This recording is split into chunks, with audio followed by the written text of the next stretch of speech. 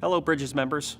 As an instructor here at the club, there are many times where I'm trying to work with a student in their golf swing and they just have physical limitations where they can't make it happen. So we have a program here at the club where we blend golf fitness and swing fundamentals to make your swing the most efficient as it can be. We have synergy between our sports center and the professional staff. So I have Todd Gill here, who's our physical therapist at the club, who also focuses on golf performance and rehabilitation. And we're going to walk you through just a portion of what we call our physical evaluation that measures certain limitations that affect your golf swing. So we're going to take you through just a couple of these physical evaluations that Todd and I use with our students to give us information to see if there are any physical limitations that are affecting your golf swing and to make you more of an efficient golfer. So Todd, let's take them through it. The first thing we're going to look at is posture. We're going to set up in our golf posture, specifically your 7-iron posture. And what we're looking for here is position of the low back. There's a position which we call S posture, where your buttocks is sticking out and he's in a little more of an arch position. And there's a position that we call C posture, where you're a little more rounded. We all know golfers that set up in this position. That predisposes them to injury, specifically in their low back, and also disengages their core so they can't use their abdominals optimally in their golf swing. So what we're gonna do to get in the correct position is we're gonna use Steve's pelvic tilt here. And he's gonna arch his back as much as he can, and then he's gonna round his back as much as he can. Then he's gonna arch again, and then he's gonna find the middle. That middle position is what we call neutral posture. In this position, your abdominals will be engaged and it will allow you to make a more efficient and consistent turn with those abs active. And Todd, this is so important that I see as a golf instructor. The number one thing we see is poor posture. That C posture position that Todd mentioned, or the S posture, really freezes this upper back area and really cuts down on a person's turn into the backswing. Major problem there. So we need to fix that posture.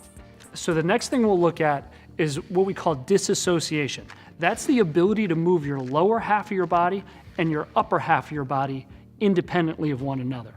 This is really important from an injury standpoint, and if you're not able to disassociate, your efficiency is going to be a lot less, as well as your power.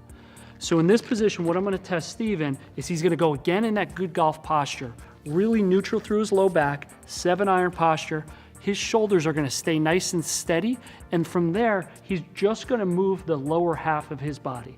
This motion is called pelvic rotation. This allows you to use your obliques, the abdominal muscles on the side of your body, to create rotation. What I'm looking for here, and you can do this on your own in front of the mirror, is his upper body is doing a really nice job staying stable, and then he's rotating his lower half. When we execute a good golf swing at the top of the golf swing, we should be able to fire that lower half without the upper half moving. Yeah, two things we see in golfers when we evaluate them on this is, like Todd said, the ability to disassociate. What we see a lot of times is someone will turn their hips and everything kind of turns with it, okay? In the golf swing, what that means is you're losing a lot of power on your backswing, and it disrupts the efficiency and the sequence on your downswing. So it's really a big item to have where you can move those hips without moving the chest on that test. This next test is a torso rotation test. This is the ability to move your upper body without your lower body moving. From his waist down, he's able to stay steady and create rotation, which will allow for that disassociation that we spoke of. This is more of a quality of movement test than a quantity. I'm not concerned with how far you're able to move, but more if you're able to do it, keeping that lower half steady. A common thing we'll see with that is that the hips will drift with the motion. If that's the case, he may need a little stability for me to hold him steady to allow that turn to occur. Again, touching on disassociation, just like we did on the pelvic test, we want the person to have the ability in the backswing to turn their shoulders without over-rotating their hips. Okay, you're storing power in that backswing to deliver to the ball in the downswing. So another really key important test as far as the physical evaluation is involved. These are just 4 of the 15 test assessment that we can do to really identify your limitations physically and how they impact you as it relates to golf. Now, that being said, everybody's going to have different limitations, and what assessing you can do is help Steve and the other golf pros develop a unique golf swing that's the most efficient and powerful and pain-free for you. Yeah, so Todd's going to give you the evaluation. It's going to actually give you a physical handicap to work from, just like your golf handicap. And then we're going to build a customized, detailed program specific to your needs to get you physically better, translate that out onto the range and on the golf course to make your swing better and actually less painful. So if you have any questions regarding this program, please feel free to reach out to Todd or myself. You can email either one of us or call Todd at the Sports Center, reach out to myself at the professional shop. We're here to help you play better golf and stay pain-free. Give us a call.